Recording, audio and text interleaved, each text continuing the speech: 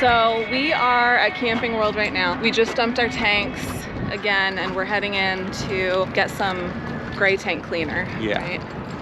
And to possibly just eye up some of the cool chairs they got. Yeah, we don't have any outdoor seating or table or anything, so we'll see. These I sat in last time, they're so comfortable. Oh, look at that. Which ones? Oh, maybe not. These are very comfy. Oh, it's a recliner. Lean back. Oh. Oh. Right? Oh. Yeah. I feel like I'm gonna oh, there we go. Okay. Pretty good. Oh. Very nice. Right? I like this. Yeah, me too. They're very comfortable. These are the chairs I'd get. Would anyone notice if we stayed here for a few hours? No. Took a nap? Yay! Yay! Do you want to pick out the camping chairs, honey? Do you want to do it? Yeah? All right, whatever one you pick, that's the one we're gonna get. I feel like he's eyeing that. He's looking at the price. dolly. He's like, nope. Do you want lemon or this stuff? Is there a difference? Oh, environmentally safe. Get the environmentally safe. That one. That's that. This one? Yep. Yeah. Outhouse toilet spray. Is that like the poopery It's of the poopery. RV world? They always have such fun music. Getting RV specific toilet paper is really important so that it dissolves in the tank and flushes out when you dump your tanks instead of caking up. It's usually what, single ply, two ply? This one's 2-ply. Yeah. This one's. When I just dumped this last time, the other septic safe paper that I seen was actually clumping up. Oh no. It didn't clog the system because we didn't use a lot of it. But yeah, we saw that toilet paper. You can't just at get septic Walmart. safe. Yeah, you can't just get it for the septic safe is not the same. Right. We're learning. We're learning as we go. We are also looking for some camp stoves. This would alleviate the need for a table. The ones with the legs that pop up. That's nice. Look at. See, I like something. We just get the one small even table. Though this is bigger, I like it because there's more prep space. Like that, I don't know. Like if you're gonna be grilling, like look at the size of this. Like that's really little. I mean, yeah, but if we had just the one small table. Oh wait, that's a cooking surface. I think this gets hot. Yeah. Oh, okay, never mind. Nope, you're shoplifting. You have to pay first, honey. You gotta pay for it. Caught red-handed. He's helping. Good job, sweetie. But we always pay first. We always have to pay. It's so comforting seeing the old school little number system.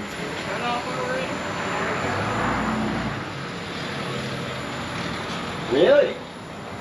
Yeah, it stopped on that. It stopped at 6.5 gallons. There's no way this thing's only 6. I think it is about a 5 or 6 gallon tank. Really? I remember it not be, it's not that big. That's what I was telling him, is it surprised us. It's not taking anymore. That's why I was talking about be sure this is tight right here. Alright, okay.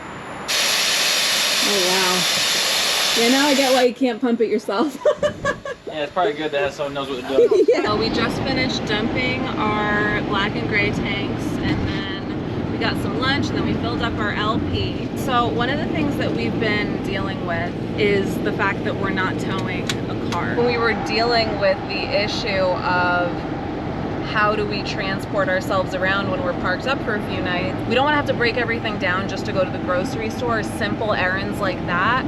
But if the weather's bad or if it's a little bit too far, we don't want to have to walk. Like when we were at the beach, we ended up walking 3.5 miles to a restaurant because we didn't want to break down the RV, and the weather was great, so that worked out. But other times when maybe it's not as practical to walk, we don't want to have to take an Uber. We were like, do we trade in the Subaru for a car that we can flat tow, but we don't really like towing anything that big anyway. So then we started looking into bikes. Like there's regular bicycles, obviously that's an option, but then we were looking at e-bikes, because when we were at the beach last week, we saw all these people riding these fat tire electric bikes out on the sand, on the street. They're battery powered and they can go up to about 20 miles an hour, but if you pedal on top of that, you can go even faster. So we got really excited about that idea. Something between a bicycle and a scooter that we could exercise with, but that would also make it so much more convenient to just go if we wanted a grocery shop or something. And we also got the baby trailer that's fully covered with a rain guard and everything. So obviously we'll still be limited. Like if it's too cold out or if it's just ridiculous storms, we still will have to figure something else out. But we're very excited and the bikes are coming. Mine is supposed to come today and Steve's is coming next week. So we're really excited to try those out and show you guys. With having these bikes, we get to explore the places we're at a lot better than if you had a car and you're kind of bumbling around. Yeah. I don't know, it just seems like the best of every possibility. Oh, stop it. I gotta figure out how to turn that off. It's so annoying. He gives me a speed warning when I'm going under the speed limit. That's very offensive to him because he's very proud about how he never speeds. I never speed. He's the safest driver I've ever been in a car with. Ever. Thank you. Much safer than I am. I mean, okay, not that I'm an unsafe driver, I'm an aggressive driver. I do believe that I am quite skilled. I've never caused an accident. I've always gotten places half the time that it usually takes people, but I don't trust myself behind the wheel with Noah in the car. I'm a cruiser. I just, you know, cruise. I love it. He's so safe.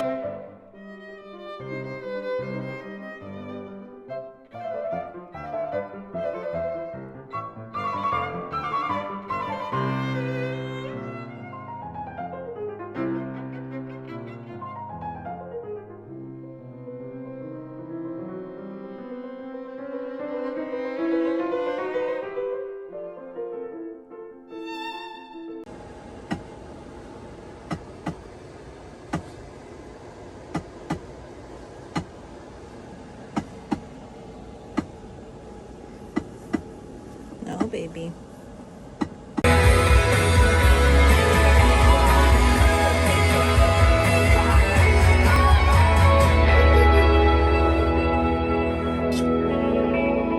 Our e-bikes were just delivered. Ooh. Oh my. So this is mine. Steve's is coming next Monday. And then this is the baby trailer for Noah. More stuff. It's mommy. Look at this thing. It's not charged yet. They don't come charged, but it feels so nice. I'm just gonna pedal it.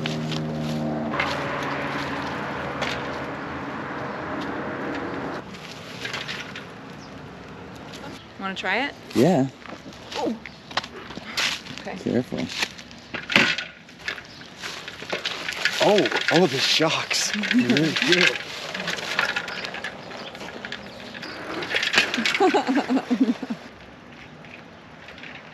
This is gonna make it so much easier to get around. I feel like I'm in the, you know, in Batman, like the Dark Knight. Yeah. When his car becomes the motorcycle, that's what it feels like riding this thing. The tires are huge. I know. 4-inch tires. And it even has this screen that tells you your battery life and your speed and everything. We gotta charge it. Yeah, we gotta charge it. But wow. Yeah. I mean, the shocks, and it's great because you can adjust the shocks. Yeah. You want it to be a little bit more of this or that. Okay, so we've been charging the bike all night long. This little thing's green. We were able to plug it right into the inverter there. And we're about to take it for a ride using the electric for the first time. Okay, I'm about to try to turn it on for the first time.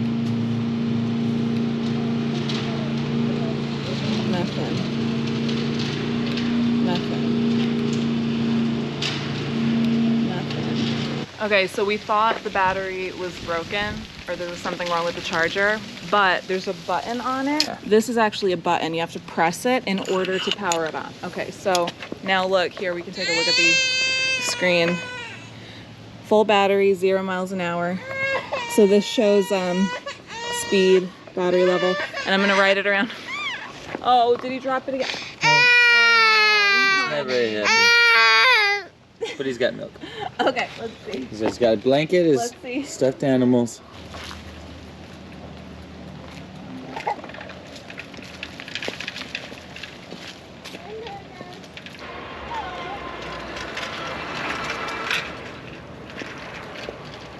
Okay, so here's how it works.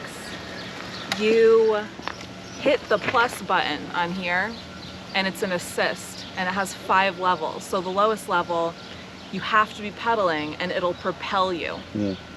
So you have to be pedaling. As soon as you stop pedaling, the thing stops. But if you go all the way up to 5, that's your 20 miles an hour. Can I give it a shot? And then you can switch gears to push it up to 28 if you're pedaling hard enough. Okay. It goes fast. Do you just want to go for a ride with him, or just take him around the? Well, I want to get a helmet first, and like a little helmet for him. I don't want it because it goes fast. Like I wouldn't take this out without full. He was giggling. He loved it. When it was going fast, he was giggling. All right, I'll go one more like. Yeah, you're safe around here. You're fine. Okay. All right, I'm gonna go slow so I can show you guys what I'm riding with one hand. You hit the plus sign, it gives me a little boost. And if I hit the plus sign again, it gives me more of a boost, and you can see the speed goes up. And then if I stop pedaling, there's no boost. It just slows down, which I really like because that could be dangerous.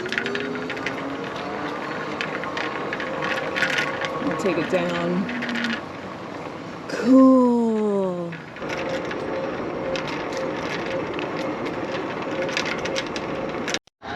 Whew. It really is a workout. Hi, honey. Hi, baby. Did you love that? Was it so fun? Yeah.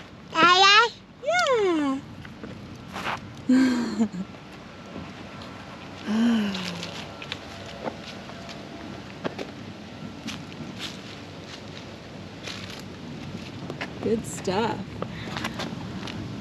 Hello. Hi. Say hi. Hi. So it's been over 2 months now. Mm-hmm. Hi. Good job, sweetie. Good job. So we've been full-time in the RV for over 2 months now. Mm-hmm. And we're starting to get into some really cold weather. Mm-hmm. So we're learning a lot. We're figuring out how to keep the RV warm at night. We've already had some nights that went down into the 20s. Yeah, we found that the electric heat doesn't really do that great of a job in super cold temperatures. We found that it would blow, half the time it would blow hot air, and then it seems like the other half of the time it would blow cold air, and we couldn't figure it out. We're like, we have it set at 72, and then it would shut off. Like if we tried to set it higher than 72, it would try to go higher than it that. would just shut off. Yeah. I woke up one night and it was 59 degrees in here, and it was like because the electric heat. And so then we started using the gas heat, which it works much better.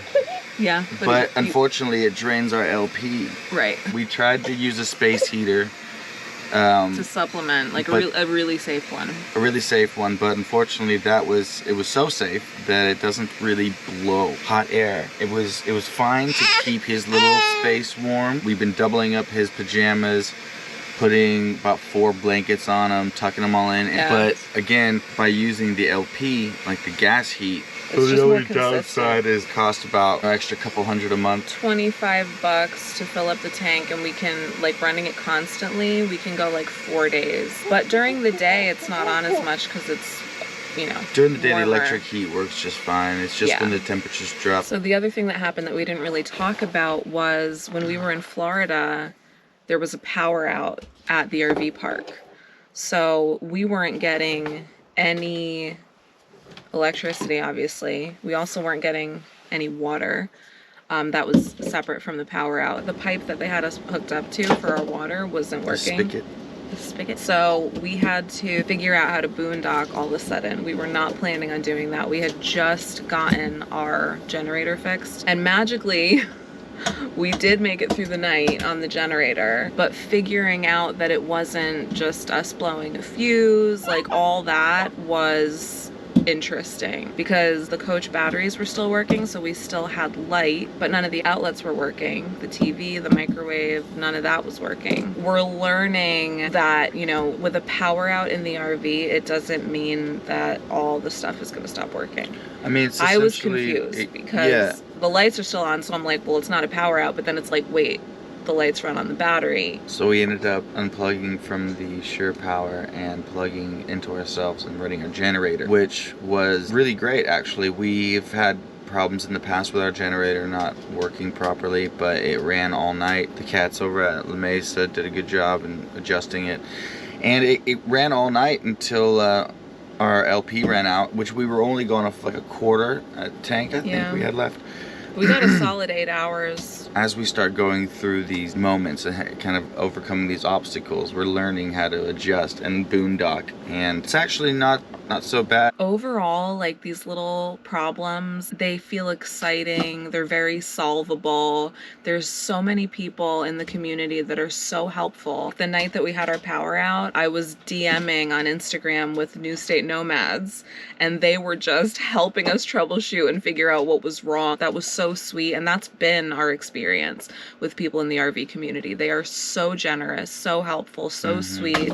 It's like we're all in this together, figuring out all these little quirks and all these things that go wrong. Like, we didn't feel stranded. Yeah. You know, we didn't feel alone. We felt confident that we would be able to get through it, even though it's just the 3 of us on the beach, you know, in this raging storm. We're connecting with people who are helping us get through the night. We love it. And I've seen a lot of videos, I guess, where people are posting about the reality of RV life, you know, why you shouldn't do it, and like all these kind of warning videos saying you shouldn't do the RV, and then you get into it and it's like, oh, you're just having like the normal problems that people have when they move into an RV. And I guess for some people that would be a huge turnoff, but for us it's just part of the adventure, you know. It's not for everybody. It requires effort that you wouldn't normally have to put into if you were living in a house or apartment or something like that. With this, everything you need to actually touch it, adjust it, move it, set it up. Learn every it's little like, thing about it's a hands-on. I really enjoy that because I feel accomplished when I'm doing things. Everything that we have in this RV and how we live, we have to kind of build. You have to do it yourself. I take a different pride in this because it's not just a car that you're driving around, it's also your home. So you know that when something goes wrong, you can't run from it, you can't call somebody, you just gotta tackle it. Yeah. And there's a sense of pride that comes along with that I really enjoy. Well, you can call someone or DM someone in the RV community. We're just excited to be a part of it all now. There's so many amazing, wonderful people that we've been able to connect with in such a short time, and we want to also be that to others who might need help down the road, or to you guys, to anyone watching these videos. We want to share the whole experience in a way that can maybe help other people. So currently we are still waiting for Steve's e-bike to arrive, and once we have that, we'll be all set to head out to Brooklyn after Thanksgiving for Steve's show. We're still having trouble finding a place to park in Brooklyn. It's impossible to find a parking space where you can let your slide out unless you go to Jersey City or the Hamptons or Long Island, which is just too far for us to ride our e-bikes back and forth to the rehearsal space. So hopefully we'll be able to find a place we can park and actually use the RV. Other than that, we're just kind of settling in for a few days for Thanksgiving before we leave town again. Let's get on the bus. Woohoo!